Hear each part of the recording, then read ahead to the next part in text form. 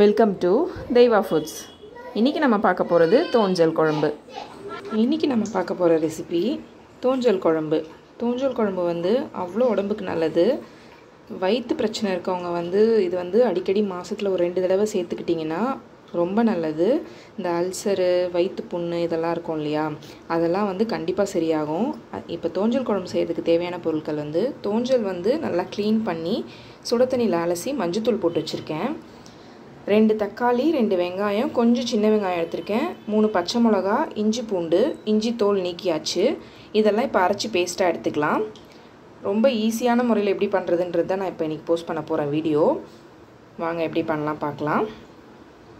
இஞ்சி பூண்டு, கொஞ்சம் பெருஞ்சீரகம், பச்சை மிளகா, இதை நம்ம ஃபஸ்ட்டு பேஸ்ட்டாக அரைச்சிக்கலாம். இப்போ வெங்காயத்தையும் அரைச்சி எடுத்துக்கலாம். அடுத்து தக்காளியும் அரைச்சிக்கலாம். இப்போ பாருங்கள், வெங்காயம், தக்காளி, இஞ்சி பூண்டு, பச்சை மிளகா எல்லாத்தையும் அரைச்சி எடுத்தாச்சு. நம்ம குக்கரில் தான் செய்ய போகிறோம். இப்போ ஒரு குக்கர் வச்சு சிம்மில் வச்சுருக்கேன். ஒரு 2 ஸ்பூன் எண்ணெய் ஊற்றிக்கோங்க. நிறைய எண்ணெய் வேண்டாம், ஏன்னா அதுலேயே நல்ல கொழுப்பு இருக்கும். 2 ஸ்பூன் எண்ணெய் ஊற்றிக்கலாம். எண்ணெய் காஞ்சதும் கொஞ்சம் சோம்பு ஆட் பண்ணிக்கோங்க. சோம்பு பொரிஞ்சிருச்சு. இப்போ வாசத்துக்கு கருவேப்பிலை சேர்த்துக்கோங்க. கருவேப்பிலை நல்லா பொரிஞ்சதும் அரைச்சி வச்சுருக்க வெங்காயத்தை சேர்த்துக்கலாம். நல்லா வதக்கிக்கோங்க.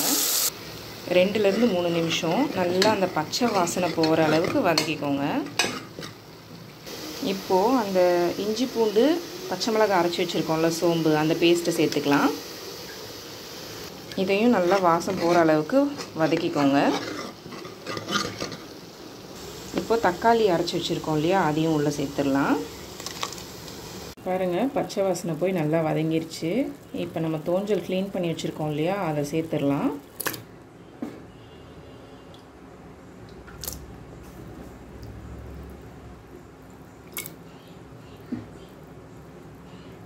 இப்போ பாருங்கள், இது கூட சேர்த்தாச்சு தோஞ்சலை.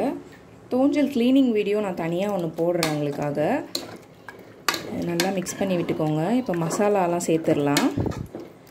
தோஞ்சல் கடைசியாக ஒரு தடவை சுட தண்ணியில் க்ளீன் பண்ணிக்கணும், ஏன்னா அதில் முடிகிடி எதனா இருந்ததுன்னா வந்துடும். 5லேருந்து 6 தடவையாச்சும் கழுவி எடுத்துக்கணும். கழுவுறது ரொம்ப நல்லது, ஏன்னா அதில் முடி அழுக்குங்க எதனா இருந்ததுன்னா போயிடும். மசாலா சேர்த்துடலாம். கல்லுப்பு 1 ஸ்பூன் போட்டுக்கோங்க. மஞ்சத்தூள் ஒரு 1/2 ஸ்பூன். மிளகாத்தூள் உங்களுக்கு காரத்துக்கு ஏற்ற மாதிரி. ஆல்ரெடி 3 பச்சை மிளகாய் நான் போட்டிருக்கேன், அதனால் ஒரு 2 ஸ்பூன்லேருந்து 3 ஸ்பூன் போட்டுக்க போகிறேன். கொஞ்சம் காரத்துக்கும் கலருக்கும் தனி மிளகாத்தூள் சேர்த்துக்கலாம். கொஞ்சம் ஒரு 1/2 ஸ்பூன் இருந்தால் போதும். அப்புறம் கொஞ்சம் கரம் மசாலா, அவ்வளோதான். இதை நல்லா கலந்து விட்டுக்கலாம்.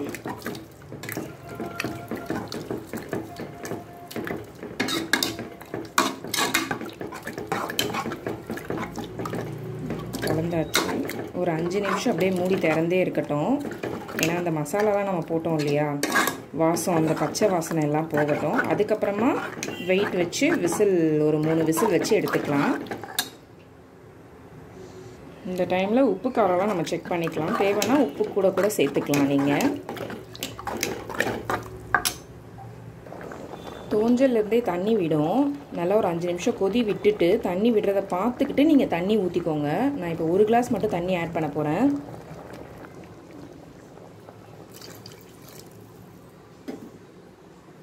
இப்போ பாருங்கள், நல்லா கொதி வந்துருச்சு.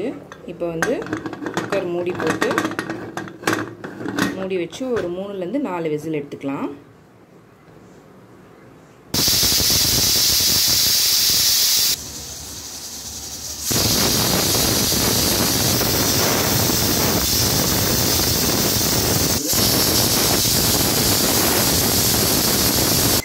நாலு விசில் வந்துருச்சு. ஸ்டவ் ஆஃப் பண்ணிடலாம். ப்ரெஷர் அடங்கட்டும்.